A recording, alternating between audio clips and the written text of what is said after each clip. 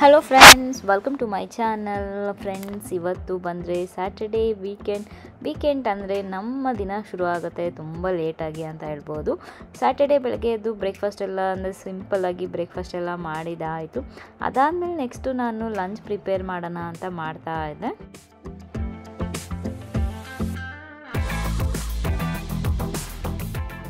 So ಅವಲಕ್ಕಿ ಮಾಡೋಣ ಅಂತ ಅದಕ್ಕೋಸ್ಕರ ಆನಿಯನ್ನು ಅದೆಲ್ಲ ಕಟ್ ಮಾಡ್ತಾ ಇದ್ದೆ. ನಾನು ಸಿಂಪಲ್ಲಾಗಿ ಏನಾದರೂ ಮಾಡ್ಕೊಳ್ಳೋಣ ಅಂದ್ಬಿಟ್ಟು, ಯಾಕೆಂದರೆ ಬೇಗ ಮಾಡಬೇಕಿತ್ತು. ವೀಕೆಂಡಲ್ಲಿ ನನಗೆ ಸ್ವಲ್ಪ ಕುಕ್ ಮಾಡೋದಕ್ಕೂ ಮೂಡಿರಲ್ಲ, ಕಷ್ಟಪಟ್ಟೆ ಕುಕ್ ಮಾಡ್ತೀನಿ ಅಂತ ಹೇಳ್ಬೋದು.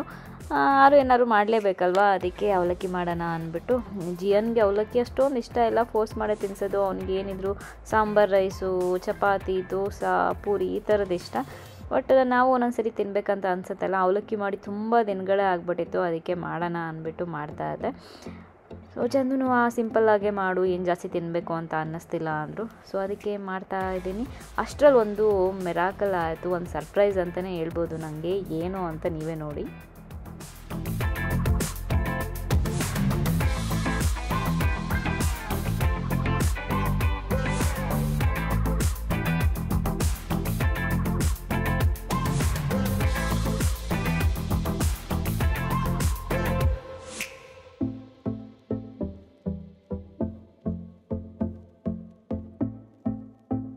ಆಯ್ತಾ 12:30. ಸೊ ನಮ್ಮ ಮನೇಲಿ ಒಂದು ಏನಂದ್ರೆ ಮಿರಾಕಲ್ ನಡೆದಿದೆ. ಏನಂದ್ರೆ ಫಸ್ಟ್ ಟೈಮು ಚಂದು ನಾನ್ ಕುಕ್ ಮಾಡ್ತೀನಿ ಹೇಳ್ಕೊಡು ಅನ್ಕೊಂಡು ಬಂದಿದ್ದಾರೆ. ಅವ್ರು ಕುಕ್ ಮಾಡಿದ್ದೇ ಇಲ್ಲ. ಎಲ್ಲಾರು ನಮ್ಮ ಮನೇಲಿ ಸ್ವಲ್ಪ ಹುಡುಗರುಗಳು ಎಲ್ಲಾರು ಕುಕ್ ಮಾಡ್ತೇವೆ. ನನ್ನ ಬ್ರದರು ಸ್ವಲ್ಪ ಮಾಡ್ತಾನೆ, ಬ್ರದರ್ ಇಲ್ಲಾನು ಮಾಡ್ತಾರೆ. ಬಟ್ ಇವ್ರು ಇದಾರಲ್ಲ, ನೀವ್ ಅಪ್ಪ ಮಾಡಲ್ಲ. ಮಾಡ್ತಿದ್ರು ಅವಾಗ.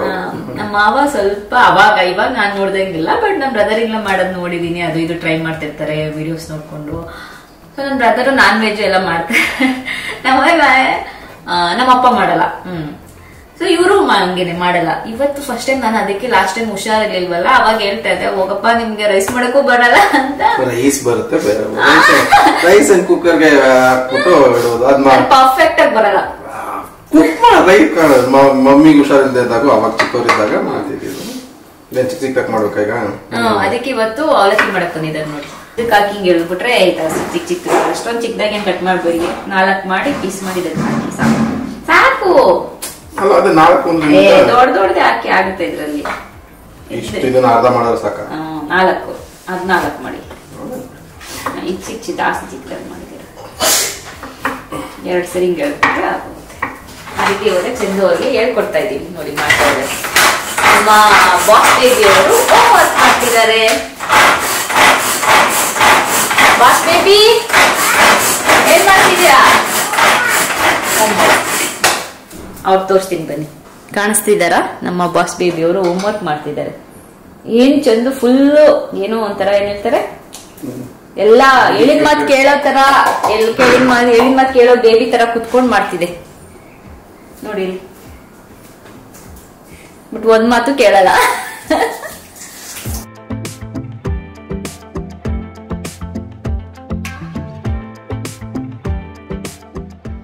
ಕುಕ್ ಮಾಡ್ತಿದ್ದಾರೆ. ಚಂದುಗೆ ಮತ್ತೆ ಜೀವ್ಗೆ ಅವಲಕ್ಕಿಗೆ ಪುಳಿಯೋಗರೆಗೆಲ್ಲ ಜಾಸ್ತಿ ಕಡ್ಲೆ ಬೀಜ ಬೇಕು. ಅದನ್ನೇ ಹೇಳ್ತಾ ಇದೆ, ಜಾಸ್ತಿ ಬೇಕಲ್ಲ ನಿಮ್ಗೆ ಹಾಕಿ ಅಂತ. ಒಂದೊಂದ್ಸರಿ ಏನಾಗ್ಬಿಡುತ್ತೆ ಅಂದರೆ ಈ ಥರ ಇಬ್ಬರು ನಿಂತ್ಕೊಂಡು ಕುಕ್ ಮಾಡೋದಾಗಿರ್ಬೋದು. ಒಂದೊಂದ್ಸರಿ ಈ ಥರದೆಲ್ಲ ಒಂದು ಚಿಕ್ಕ ವಿಷಯಗಳೇ ತುಂಬ ಖುಷಿ ಕೊಡುತ್ತೆ ಅಂತ ಹೇಳ್ಬೋದು. ಸಣ್ಣ ಪುಟ್ಟ ವಿಷಯಗಳು ನನಗಂತೂ ತುಂಬ ಖುಷಿ ಕೊಡುತ್ತೆ. ಈ ಥರದ್ದೆಲ್ಲ ಒಟ್ಟಿಗೆ ಮಾಡೋದಾಗಿರ್ಬೋದು, ನಾನು ಅವ್ರಿಗೆ ಹೇಳ್ಕೊಡೋದಾಗಿರ್ಬೋದು, ಈ ಥರದ್ದೆಲ್ಲ ತುಂಬ ಚೆನ್ನಾಗಿ ಅನಿಸುತ್ತೆ ಅಂತ ಹೇಳ್ಬೋದು. ಆವಾಗಲೇ ಇಬ್ಬರು ಮಧ್ಯೆ ಅಂಡರ್ಸ್ಟ್ಯಾಂಡಿಂಗ್ ಆಗಿರ್ಬೋದು, ಎಷ್ಟೊಂದು ಎಲ್ಲ ಪ್ರೀತಿ ಜಾಸ್ತಿ ಆಗೋದಾಗಿರ್ಬೋದು. ಈ ಥರದ್ದೆಲ್ಲ ಸ್ವಲ್ಪ ಜಾಸ್ತಿನೇ ಆಗುತ್ತೆ ಅಂತ ಹೇಳ್ಬೋದು. ಯಾಕೆಂದರೆ ಚಂದು ವೀಕ್ಡೇಸಲ್ಲಿ ತುಂಬ ಬ್ಯುಸಿ ಇರ್ತಾರೆ. ಸೊ ವೀಕೆಂಡ್ಸಲ್ಲಿ ಇವಾಗ ಫ್ರೀ ಆಗಿದೆಯಲ್ಲ, ಅದಕ್ಕೆ ಬಂದು ಹೆಲ್ಪ್ ಮಾಡ್ತೀನಿ ಅಂತ ಮಾಡ್ತಿದ್ದಾರೆ.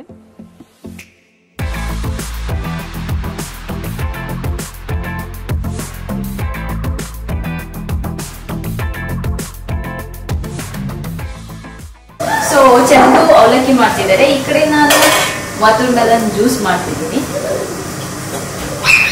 ವೀಕೆಂಡ್ ಅನ್ನ ಸ್ವಲ್ಪ ಚೆನ್ನಾಗಿ ತಿನ್ಬೇಕಲ್ವಾ. ವೀಕ್ ಡೇಸ್ ಅಲ್ಲೆಲ್ಲ ಸ್ವಲ್ಪ ಡಯಟ್ ಎಲ್ಲ ಇರ್ತೀವಿ, ವೀಕೆಂಡ್ ಸ್ವಲ್ಪ ಚೆನ್ನಾಗಿ ತಿನ್ನೋದು. ಅದಕ್ಕೆ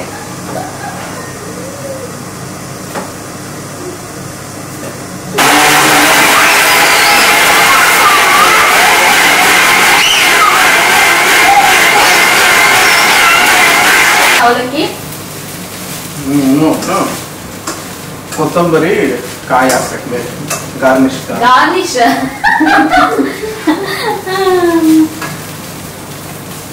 ಗಾರ್ನಿಶ್ ತರ ಏನಿಲ್ಲ, ಹಾಕ್ಬಿಟ್ಟು ಮಿಕ್ಸ್ ಮಾಡಿ ಆಮೇಲೆ ಮೇಲೆ ಹಾಗೆ ಬಿಟ್ಬಿಡ್ಬೇಡಿ. ಸೊ ಅಲ್ಲಿ ನಮ್ಮ ಸಾಹೇಬ್ರು ಮ್ಯಾಕ್ಸ್ ಆಗ್ಬಿಟ್ಟಿದ್ದಾರೆ. ಫಸ್ಟ್ ಟೈಮ್ ಚಂದು ಮಾಡಿರೋ ಅಡಿಗೆ ಏನೋ ಎಲ್ಲ ಫಸ್ಟ್ ಟೈಮ್ ನೋಡ್ಮೇಲೆ ಸೊ ಟ್ರೈ ಮಾಡ್ತಿದ್ದೀವಿ. ಈ ಸರಿ ನೆಕ್ಸ್ಟ್ ಟೈಮ್ ಹೆಲ್ಪ್ ತಗೊಳ್ಳೋದವಾ? ಅವಲಕ್ಕಿ ಏನ್ ಸಿಂಪಲ್. ಸೊ ನೆಕ್ಸ್ಟ್ ಟೈಮ್ ನಾವು ಹೇಳ್ತೀವಿ. ಅಪ್ಪ ಮಗನ್ಗೆ ಅವಲಕ್ಕಿಗೆ, ಚಿತ್ರಾನ್ನಕ್ಕೆ, ಪುಳಿಯೋಗರೆಗೆಲ್ಲ ಕಡಿಯೋ ಬೀಜ.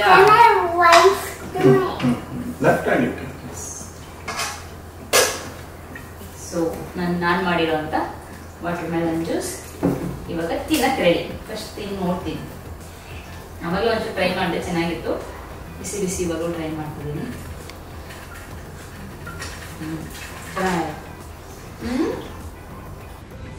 ಸೊ ಫ್ರೆಂಡ್ಸ್, ಅಪ್ಪ ಮಗ ಇಬ್ಬರು ಮಲ್ಕೊಂಡಿದ್ದಾರೆ. ಇವತ್ತು ವೀಕೆಂಡ್ ಅಲ್ವಾ, ಸೊ ಮಳೆ ಬಂದಿದೆ, ವೆದರ್ ಚೆನ್ನಾಗಿದೆ.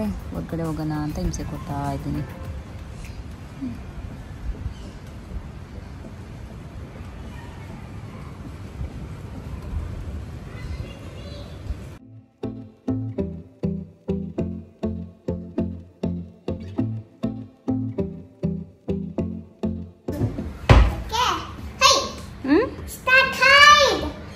ಓಕೆ, ಜಿಯೋ ಗೈಡೆನ್ಸಿಗೆ ಆಡಬೇಕಂತೆ. ಸೊ ಹಿಂದೆನೇ ಬಂದು ಇಲ್ಲಿ ಬಚ್ಚಿಟ್ಕೊಳ್ಳೋದು.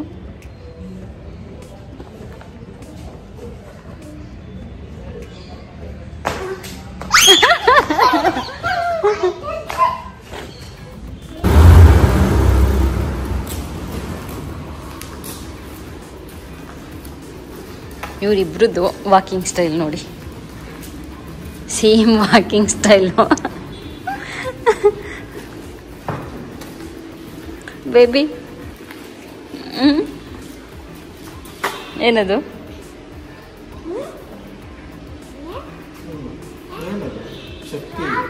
ಸ್ಟ್ರಾಂಗ್ ಪಪ್ಪ.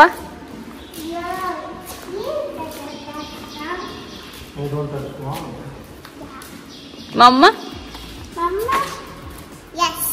ಸ್ಟ್ರಾಂಗ್.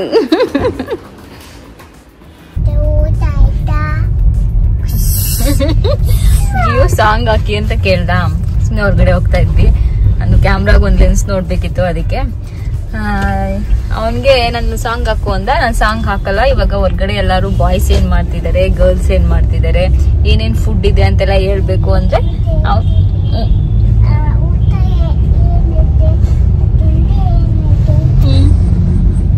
ಆಮೇಲೆ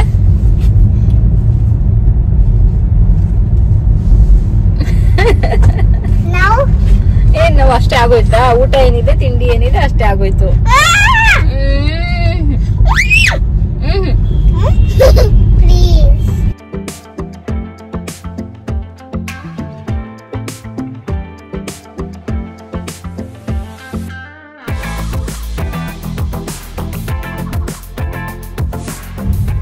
ಸೊ ಮಳೆ ಬಂತ, ನಾನು ಇದಕ್ಕೆ ಹೋಗೋಣ ಅನ್ಕೊಂಡ್ವಿ. ಅಲ್ಲಿ ಪಾರ್ಕಿಂಗ್ ಇಲ್ಲ, ಇಲ್ಲಿ ಪಾರ್ಕ್ ಮಾಡ್ಬಿಟ್ಟು ನಡ್ಕೊಂಡು ಹೋಗೋಣ ಅನ್ಕೊಂಡ್ವಿ. GK Well ಇದೆ ಅಲ್ಲಿ ಲೆನ್ಸ್ ನೋಡೋಕ್ಕೆ. ಸೊ ನೋಡ್ಬೇಕು. ಬಟ್ ಅಲ್ಲಿ ಲೈಟ್ಸ್ ಎಲ್ಲ ಸೂಪರ್ ಆಗಿದೆ. ಎಲ್ಲಿ ಮಳೆಯಲ್ಲಿ ಕಾಣಿಸ್ತಿಲ್ಲ. ಓಕೆ ಓಕೆ, ಹಾ ನಾವು ಕಾಣಿಸ್ತಾ ಇದೆ. ಇಲ್ಲಿಗೆ ಬಂದ್ರೆ ಇದು ನೋಡಕ್ ಖುಷಿ ನಂಗೆ.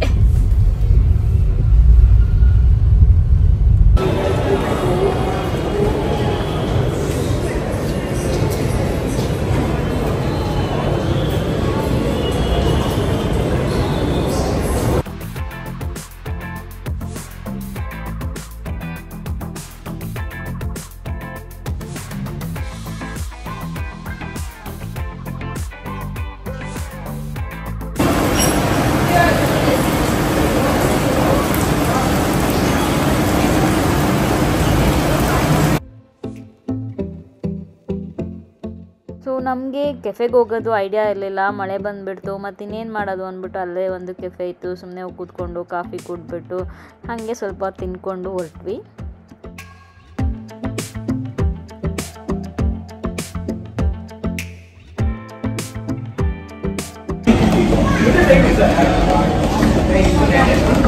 ನೋಡಿ ಅಲ್ಲಿ ಆ ಕಡೆ ನಿಂತ್ಕೊಂಡು ಹೆಂಗ್ ಮಾಡ್ತೀವಿ. ಫ್ರೆಂಡ್ಸ್ ಏನು ಗೊತ್ತಾ, ಇವತ್ತೇನು ಗೊತ್ತಾ ಪ್ಲ್ಯಾನ್ ಇದೆ ಇದು. ಫಸ್ಟ್ ಬಂದು ಲೆನ್ಸ್ ನೋಡಿಕೊಂಡು ಆಮೇಲೆ ಬ್ರಿಗೇಡ್ ರೋಡ್ ಎಲ್ಲ ಸುತ್ತಾಡೋಣ ಅಂತ. ಬಟ್ ಮಳೆ ಬರ್ತಾ ಇದೆ, ಏನು ಸುತ್ತಾಡೋಕ್ಕೂ ಆಗಲ್ಲ. ಸೊ ಸುಮ್ಮನೆ ಇವಾಗ ಇಲ್ಲೇ ಹಿಂಗೆ ಓಡಾಡೋದಾಗಿದೆ. ಲೆನ್ಸ್ ನೋಡಿದ್ವಿ, ಹೆಂಗೋ ಅಲ್ಲಿ ಸ್ವಲ್ಪ ಮಳೆ ಬರ್ತಾಯಿತ್ತು, ಹಂಗಾದ್ರೂ ಬಂದ್ವಿ. ಲೆನ್ಸ್ ಎಲ್ಲ ನೋಡಿದ್ದಾಯಿತು. ಸೊ ಇವಾಗ ನೆಕ್ಸ್ಟ್ ನೋಡ್ಬೇಕು ಪ್ಲ್ಯಾನು, ಮಳೆ ನಿಲ್ಲುತ್ತಾ ಇಲ್ವಾ ಗೊತ್ತಿಲ್ಲ.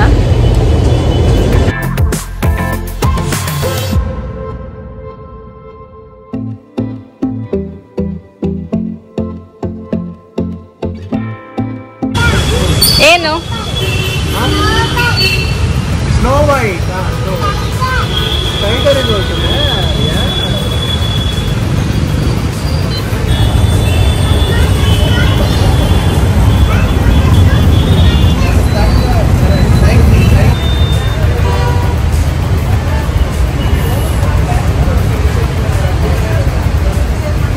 ಸೊ ವಾಪಸ್ ಹೋಗ್ಬೇಕಾದ್ರೂ ಕೂಡ ಮಳೆ ತುಂಬ ಬರ್ತಾನೆ ಇತ್ತು. ನಾನು ಮತ್ತೆ ಬೆಳಗ್ಗೆ ಈ ಬ್ಲಾಗ್ ಕಂಟಿನ್ಯೂ ಮಾಡ್ತೀನಿ. Good night.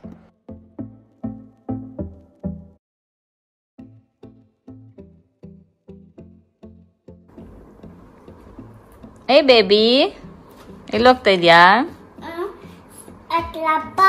Club house. ಏನಕ್ಕೆ?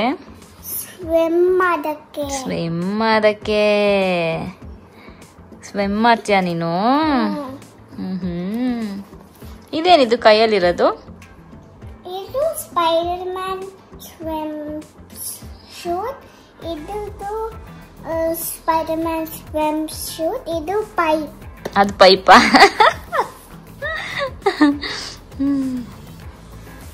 ಯಾರು ಕರ್ಕೊಂಡು ಹೋಗ್ತಿದ್ಯಾ? ಪಾಪಾ ರೆಡಿ? ಫ್ರೆಂಡ್ಸ್, ಇವಾಗ ಸಂಡೇ ಆಲ್ಮೋಸ್ಟ್ 5:20. ಹೊರಗಡೆ ಹೋಗೋಣ ಅಂದ್ಬಿಟ್ಟು ರೆಡಿಯಾಗಿ ಹೋಗ್ತಾ ಇದ್ದೀನಿ. ಸೊ ಜಿಯಾನ್ ಅವನಿಗೆ ಫೋಟೋಸ್ ಬೇಕು ಅಂತ ಹೊರಗಡೆ ಬಂದ ತಕ್ಷಣ ಇವಾಗ ಮನೆ ಹತ್ರ ಫೋಟೋಸ್ ತೆಗೆಸ್ಕೊಂಡ್ಬಿಡ್ತಾನೆ. ಅವ್ನು ರೆಡಿ ಆದ್ಮೇಲೆ ಆಮೇಲೆ ತರಲೆ ಮಾಡೋದು. ಏನ್ ಬೇಬು? ಸ್ಲೋ ಮೋಷನ್ ವಾಕ್ ಅಂತ ಬೇರೆ, ಅದಕ್ಕೂ ಬೇರೆ, ಅದು ನಾನು ವಿಡಿಯೋ ಮಾಡಬೇಕು. ಆಮೇಲೆ ಇನ್ನೇನ್ ಬೇಕು ಚಿನಿಮಾ? ಫೋಟೋ. ಬಿಸಿಲು ಇವಾಗ ಕರೆಕ್ಟಾಗಿ 5 ಮೇಲೆ ಹೋದ್ರೆ ಯಾವಾಗ್ಲೂ ಮುಖಕ್ಕೆ ಹೊಡಿಯುತ್ತೆ.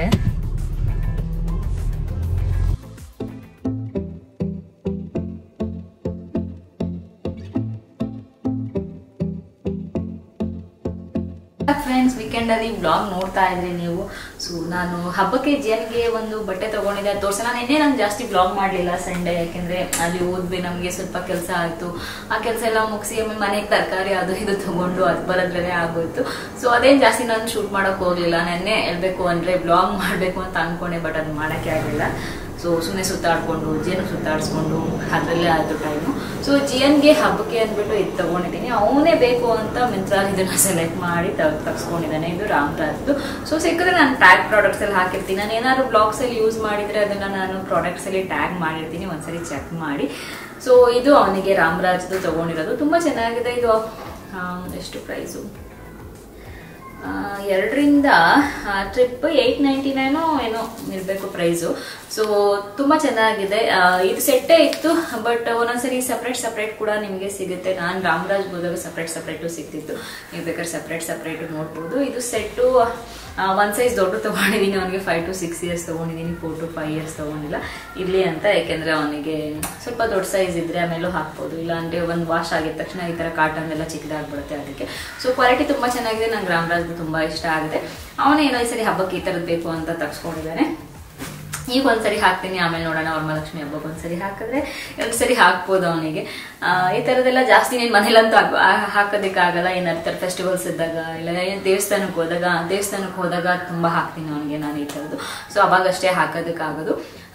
ಇವಾಗ ಜಸ್ಟ್ ನಾನು ಇವಾಗ ವ್ಲಾಗ್ ಎಂಡ್ ಮಾಡಬೇಕು. ಎದ್ದು ಏನು ರೆಡಿ ಆಗಿಲ್ಲ, ಸುಮ್ಮನೆ ಹಂಗೆಲ್ಲ ತಲೆ ಕಟ್ಕೊಂಡು ಬಂದು ಕುತ್ಕೊಂಡಿದ್ದೀನಿ. ಸೊ ಎಲ್ಲ ಕೂಲೆಲ್ಲ ಹಂಗೆ ನೀವು ನೋಡ್ಬೋದು. ವ್ಲಾಗ್ ಎಂಡ್ ಮಾಡಬೇಕಲ್ಲ, ಅದಕ್ಕೆ ಸೊ ಫ್ರೆಂಡ್ಸ್, ಸ್ಯಾಟರ್ಡೆ ಸಂಡೇ ತುಂಬಾ ಚೆನ್ನಾಗಿತ್ತು. ತುಂಬಾ ಜನ ಪ್ರಶ್ನೆ, ರಮ್ಯಾ ಏನ್ ಸ್ಕೂಲ್ ಬಗ್ಗೆ ಹೇಳ್ತೀನಿ ಅಂದಿದ್ರಿ, ಆಮೇಲೆ ಏನು ಹೇಳಿಲ್ಲ ನೀವು ಅಂತ. ಸೊ ಸ್ಕೂಲಿನ ಸರ್ಚ್ ಮಾಡ್ತಿದೀವಿ. ಇನ್ನ 1 year ಟೈಮ್ ಇದೆ ಅವನಿಗೆ, ನೋಡೋಣ ಯಾವಾಗ ಹೆಂಗೆ ಅಂತ. ಯಾಕೆ ನೆಕ್ಸ್ಟ್ ಇಯರ್ ಅಲ್ಲೇ ಹೋಗ್ಲಿ ಅಂತ ಅನ್ಕೊಂಡಿದೀವಿ. ಯಾಕಂದ್ರೆ ಇವಾಗ ಅವ್ನು K1 next K2. So K2 ಆದ್ಮೇಲೆ ನಾವು ಡಿಸೈಡ್ ಮಾಡಕ್ಕಾಗೋದು ಫಸ್ಟ್ ಸ್ಟ್ಯಾಂಡರ್ಡ್ ಇಂದ ಅವನನ್ನ ಫಸ್ಟ್ ಸ್ಟ್ಯಾಂಡರ್ಡ್ಗೆ ಹಾಕದ ಇಲ್ಲ ಇವಾಗಿರೋ ರೂಲ್ಸ್ ಪ್ರಕಾರ 1 year ರಿಪೀಟ್ ಮಾಡಬೇಕಾಗತ್ತೆ. ರಿಪೀಟ್ ಮಾಡಿ CBSE ICSEಗೆ ಹಾಕದ ಇಲ್ಲ IBಗೆ ಹಾಕದ ಅಂತ ನಾವು ಆಮೇಲೆ ಡಿಸೈಡ್ ಮಾಡೋದು. ಸೊ ಸದ್ಯಕ್ಕೆ ಇಬ್ರು ನಾನು ಚಂದ ಡಿಸ್ಕಸ್ ಮಾಡ್ತಾ ಇದೀವಿ, ಏನ್ ಮಾಡೋಣ ಹೆಂಗ್ ಮಾಡೋಣ ಅಂತ. ಒಂದಷ್ಟು ಸ್ಕೂಲ್ಸ್ ಕೂಡ ನಾವು ನೋಡ್ತಾ ಇದೀವಿ. ಸೊ ನಮ್ಗೆ ಹತ್ರ ಇಲ್ಲಿ ಅಂತ, ಯಾಕೆಂದ್ರೆ ಇವಾಗ್ಲೇನೆ ಒಂದು ಸ್ವಲ್ಪ ದೂರ ಕಳಿಸ್ಬಿಟ್ರೆ ಏನಾಗ್ಬಿಡತ್ತೆ ಅಂದ್ರೆ ಅವ್ರು ಹೋಗಿ ಬರೋದಕ್ಕೆ 45-50 ಮಿನಿಟ್ಸ್ ಬೇಕು. IB ಸ್ಕೂಲ್ಸ್ ಎಲ್ಲ ತುಂಬಾ ದೂರ ಇದೆ ನಮ್ಮ ಮನೆಗೆ. ಅದರಿಂದ ಅದು ಆಲ್ಮೋಸ್ಟ್ ಒಂದು 1 hour ಕೂಡ ಆಗ್ಬಿಡುತ್ತೆ ಒಂದೊಂದ್ಸರಿ. ಸೊ ಹೋಗೋದಕ್ಕೆ 1 hour, ಬರೋದಕ್ಕೆ 1 hour ಅಂದ್ರೆ ಸ್ವಲ್ಪ ಜಾಸ್ತಿನೇ ಸುಸ್ತಾಗ್ಬಿಡುತ್ತೆ ಅವನಿಗೆ. ಸೊ ಅದು ಒಂದು ಮೈಂಡ್ ಅಲ್ಲಿದೆ IB ಸೇರ್ಸೋದಕ್ಕೆ, ಇವಾಗಲೇ ಅಷ್ಟು ಬೇಗ ಸೇರಿಸಿದ್ರೆ ಅಂತ. ಸೊ CBSE ICSE ಅಲ್ಲಿ ತುಂಬಾ ಸ್ಕೂಲ್ಸ್ ಇದೆ ಅಕ್ಕಪಕ್ಕ, ಅದೇನ್ ಪ್ರಾಬ್ಲಮ್ ಇಲ್ಲ. ಬಟ್ ಅದಕ್ಕಾದ್ರೆ 1 year ರಿಪೀಟ್ ಮಾಡ್ಬೇಕಾಗತ್ತೆ. ಸೊ ಅದಕ್ಕೆ ಯೋಚನೆ ಮಾಡ್ತಾ ಇದೀವಿ ಹೆಂಗ್ ಮಾಡೋಣ ಏನು ಅಂತ. ಇನ್ನೊಂದು ಪ್ರಾಬ್ಲಮ್ ಅಂದ್ರೆ IBಗೆ ತುಂಬಾ ಫೀಸ್ಗಳು ತುಂಬಾ ಜಾಸ್ತಿ ಇದೆ, ತುಂಬಾ ಎಕ್ಸ್ಪೆನ್ಸಿವ್ ಅಂತ ಹೇಳ್ಬೋದು ಬ್ಯಾಂಗ್ಳೂರಲ್ಲಿ. ಸೊ ನಾವು ನೋಡ್ಕೊಂಡು ಬಂದಿದ್ದೆ ಆಲ್ಮೋಸ್ಟ್ 4 lakhs. ಅವತ್ತು 4 ಅಷ್ಟು ಹೇಳಿದೆ ಅನ್ಸಿದೆ ನಿಮ್ಗೆ, ಅದಷ್ಟೇ ಹೇಳಿದ್ರು. ಅದಾದ್ಮೇಲೆ ನೆಕ್ಸ್ಟ್ ಇನ್ನೊಂದು ಕೆಲವೊಂದು ಆನ್ಲೈನ್ ಅಲ್ಲಿ ನೋಡಿದೀವಿ, 8 to 10, 12 ತನಕನೂ ಇದೆ. ಆನ್ಲೈನ್ ಅಲ್ಲಿ ನೋಡಿರೋದಷ್ಟೇ, ಅಲ್ಲಿ ಹೋಗಿ ನಾವಿನ್ನ ವಿಚಾರಿಸಿಲ್ಲ. ಅದು IB ಸ್ಕೂಲ್ಸ್ ಅದೊಂದು ಫೀಸ್ ಜಾಸ್ತಿ ಆಗುತ್ತೆ ನಮ್ಮ ಬಜೆಟ್ಗೆ ಅಂತ. ಅದ್ ಬಿಟ್ರೆ ಇದು CBSE ICSE ಓಕೆ 2.5-3 lakhsಗೆಲ್ಲ ಸಿಗುತ್ತೆ. ಬಟ್ ಅದರಲ್ಲಿ ಯಾವ ಸ್ಕೂಲು ಯಾವ ಚೆನ್ನಾಗಿರುತ್ತೆ ಅಂತ ಇನ್ನು ಅದನ್ನು ಕೂಡ ಸ್ವಲ್ಪ ನೋಡ್ತಾ ಇದ್ದೀವಿ. ಯಾಕೆಂದ್ರೆ ಎಕ್ಸ್ಟ್ರಾ ಜಸ್ಟ್ ಬರೀ ಅಕಾಡೆಮಿಕ್ ಓದೋದು ಅಷ್ಟೇ ಇರೋದು ಬೇಡ, ಎಕ್ಸ್ಟ್ರಾ ಆಕ್ಟಿವಿಟೀಸ್ ಇರಬೇಕಂತ. ಸೊ ನಿಮ್ಗೆ ಯಾವ್ದಾದ್ರು ಇಂದ್ರಾನಗರ್ ಅಕ್ಕಪಕ್ಕ ಆ ಥರದ್ದು ಏನಾದರೂ CBSE ICSE ಸ್ಕೂಲ್ಸ್ ಗೊತ್ತಿದ್ರೆ ಕಮೆಂಟ್ ಮಾಡಿ. ನಮ್ಮ ಇಲ್ಲಿ ಸ್ಪೋರ್ಟ್ಸು ಮತ್ತೆ ನಿಮಗೆ ಕಲ್ಚರಲ್ ಆಗ್ಬೋದು, ಅಂದರೆ ಡ್ಯಾನ್ಸ್ ಕ್ಲಾಸು ಆ ಥರದ್ದೆಲ್ಲ ತುಂಬ ಚೆನ್ನಾಗಿರುತ್ತೆ ಅನ್ನೋದಾದರೆ ನನಗೆ ಕಮೆಂಟ್ ಮಾಡಿ ಹೇಳಿ. ಸೊ ಅದು ಕೂಡ ನಾನು ಟ್ರೈ ಮಾಡ್ತೀನಿ, ಯಾರಾದರೂ ಗೊತ್ತಿರೋರು. ಅದೇ ಹೇಳಿದಾಗ ನಮ್ಗೆ ಹತ್ರ ಅಂದ್ರೆ NPS ಇದೆ, ನ್ಯೂ ಹಾರಿಸನ್ ಇದೆ. ಅದು ಬಿಟ್ರೆ ಕೋರ್ಮಂಗ್ಲ ಹೋದ್ರೆ ಪತ್ನಿ ಇದೆ. ಸೊ ಅಲ್ಲೊಂದು NPS ಇದೆ. ಸೊ ನಮ್ಮ ಸರೌಂಡಿಂಗ್ಸ್ ಅಲ್ಲಿ ಈ ತರ ಸ್ಕೂಲ್ಸ್ ಇದೆ. ನೋಡೋಣ ಯಾವುದಕ್ಕೆ ಅಂತ ಸದ್ಯಕ್ಕೆ. ಮತ್ತೆ ಶಿಶುಗೃಹ ಇದೆ ಇಂದಿರಾನಗರ್ಗೆ ಹತ್ರ ಅಂದ್ರೆ. ಬಟ್ ಕೆಲವೊಂದ್ ಕಡೆ ಸೀಟ್ ಸಿಗೋದು ಕಷ್ಟನೇ, ಯಾಕೆಂದ್ರೆ ಫಸ್ಟ್ ಸ್ಟ್ಯಾಂಡರ್ಡ್ ಜಾಯಿನ್ ಮಾಡಿಸ್ಬೇಕು ಅನ್ಕೊಂಡಿರೋದ್ರಿಂದ ಎಕ್ಸಾಮ್ ತಗೋಬೇಕಾಗುತ್ತೆ ಅವನು. ಯಾಕಂದ್ರೆ ನೀವು LKG ಜಾಯಿನ್ ಮಾಡಿಸಿದ್ರೆ ಅಥವಾ ನರ್ಸರಿಯಿಂದ ಜಾಯಿನ್ ಮಾಡಿಸಿದ್ರೆ ಡೈರೆಕ್ಟ್ ನಿಮಗೆ ಜಸ್ಟ್ ಹಂಗೆ ಅಡ್ಮಿಷನ್ ತಗೊಂಡ್ಬಿಡ್ತಾರೆ. ಬಟ್ ಯಾವಾಗ ಫಸ್ಟ್ ಸ್ಟ್ಯಾಂಡರ್ಡ್ ಇಂದ ಜಾಯಿನ್ ಮಾಡಿಸ್ತೀವಿ ಅಂದ್ರೆ ಅವಾಗ ಸ್ವಲ್ಪ ಇಂಟರ್ವ್ಯೂ ಈ ಥರದ್ದೆಲ್ಲ ಜಾಸ್ತಿನೇ ಇರುತ್ತೆ. ಸೊ ಅದು ಸ್ವಲ್ಪ ಇದೆ ನಮಗೆ. ಬಟ್ ನಮಗೆ ಈ ಸ್ಕೂಲ್ ಇವಾಗ ಹೋಗ್ತಿರೋದು ತುಂಬಾ ಚೆನ್ನಾಗಿದೆ ಅವನಿಗೆ. ಸೊ ಅದೇ ಏನಾದರೂ ಇದ್ದಿದ್ರೆ ಅಲ್ಲೇ ಕಂಟಿನ್ಯೂ ಮಾಡಿಬಿಡ್ತಾ ಇದ್ವಿ. ಬಟ್ ಅದು ಬರೀ ಜಸ್ಟ್ ಪ್ರೀ ಸ್ಕೂಲ್ ಮಾತ್ರ ಆಗಿರೋದ್ರಿಂದ ಇಲ್ಲ, ಅದರಿಂದ ನಾನು ಚೇಂಜ್ ಮಾಡೋಕ್ಕೂ ಮನಸ್ಸಾಗಲಿಲ್ಲ. ಯಾಕಂದ್ರೆ ತುಂಬಾ ಚೆನ್ನಾಗಿದೆ ಸ್ಕೂಲು. ಜಸ್ಟ್ ಓದೋದಷ್ಟೇ ಇಲ್ಲದೆ ಆಕ್ಟಿವಿಟೀಸ್ ಕೂಡ ತುಂಬಾ ಮಾಡಿಸ್ತಿರ್ತಾರೆ, ಫೀಲ್ಡ್ ಟ್ರಿಪ್ಸ್ ಎಲ್ಲ ತುಂಬಾ ಕರ್ಕೊಂಡು ಹೋಗ್ತಿರ್ತಾರೆ. ಸೊ ಅದರಿಂದ ನನಗೆ ಇದು ಓಕೆ ಚೆನ್ನಾಗಿ ಅನಿಸ್ತು, ಅಲ್ಲೇ ಕಂಟಿನ್ಯೂ ಮಾಡಿದ್ವಿ. ಇವಾಗ K2ಗೆ ಆಲ್ಮೋಸ್ಟ್ 2 lakhs ಆಗ್ತಾ ಇದೆ. ಸೊ 2 point something ಆಗ್ತಾ ಇದೆ. ಯಾಕಂದ್ರೆ ನಾವು 3 times ಕಟ್ತೀವಿ ಅಂದ್ರೆ 3 ಸರಿ. ಸೊ ಅದು 2 point something ಆಗುತ್ತೆ. ಮತ್ತೆ ಎಕ್ಸ್ಟ್ರಾ ನಮಗೆ ಯೂನಿಫಾರ್ಮ್ ಎಲ್ಲ ಎಕ್ಸ್ಟ್ರಾ ಪೇ ಮಾಡಿ ತಗೋಬೇಕು. ಬಟ್ ಸ್ಕೂಲ್ ತುಂಬಾ ಚೆನ್ನಾಗಿದೆ, ತುಂಬಾ ಚೆನ್ನಾಗಿ ಎಲ್ಲ ಟೀಚ್ ಮಾಡ್ತಾರೆ. ಮತ್ತೆ ಅಲ್ಲಿರೋರು ಅಷ್ಟೇ ತುಂಬಾ ಚೆನ್ನಾಗಿ ಹೆಂಗೆ ಮಕ್ಳಿಗೆ ಯಾವ ಥರ ಹೇಳ್ಕೊಡ್ಬೇಕು ಅದು ಕೂಡ ಚೆನ್ನಾಗಿದೆ. ಮತ್ತೆ ಅವ್ನಿಗೆ ಒಂದೇ ತರ ಇಲ್ಲ, ಅವ್ನಿಗೆ ಸರ್ಕಲ್ ಟೈಮು ಅದು ಇದು ಏನೇನೋ ಬೇರೆ ಇರುತ್ತೆ. ಹೋಗಿದ ತಕ್ಷಣ ಅವ್ನಿಗೆ ಪ್ಲೇ ಟೈಮ್ ಇರುತ್ತೆ, ಆಮೇಲೆ ಸರ್ಕಲ್ ಟೈಮ್ ಇರುತ್ತೆ, ಆಮೇಲೆ ಸ್ವಲ್ಪ ಹೊತ್ತು ಏನಾದರೂ ಬೇರೆ ಆಕ್ಟಿವಿಟೀಸ್ ಇರುತ್ತೆ. ಸೊ ಪ್ರಾಜೆಕ್ಟ್ಸ್ ಈ ಥರದ್ದೆಲ್ಲ ಏನೇನೋ ಮಾಡಿಸೋದ್ರಿಂದ ಅವ್ನಿಗೂ ಕೂಡ ಚೆನ್ನಾಗಿ ಅದು ಅರ್ಥ ಆಗುತ್ತೆ.